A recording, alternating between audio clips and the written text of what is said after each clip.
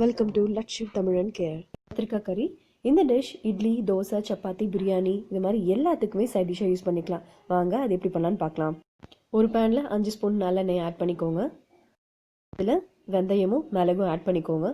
வெந்தயம் லைட்டாக கலர் மாறினதுக்கப்புறம் சின்ன வெங்காயமும் பூண்டும் ஆட் பண்ணிக்கோங்க. வெங்காயமும் பூண்டும் வதங்கிறதுக்காக கொஞ்சம் சால்ட் ஆட் பண்ணிக்கோங்க. வதங்கிடுச்சு.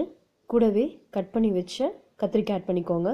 நல்லா கலந்து விட்டுட்டு கத்திரிக்காய் வேகிறதுக்காக கொஞ்சம் சால்ட் ஆட் பண்ணிக்கோங்க. நடுவில் அப்பப்போ கலந்து விடுங்க. கத்திரிக்காய் கலர் மாறிடுச்சு. கொஞ்சம் வதங்கினதுக்கப்புறம் கொத்தமல்லி தூள், மஞ்சள் தூள், மிளகாத்தூள் ஆட் பண்ணிக்கோங்க. பச்சை வாசனை போகிற முடிக்கும் நல்லா கலந்து விட்டுக்கோங்க. இப்போ அதில் தேவையான அளவு தண்ணி கலந்து வேக வச்சுருங்க.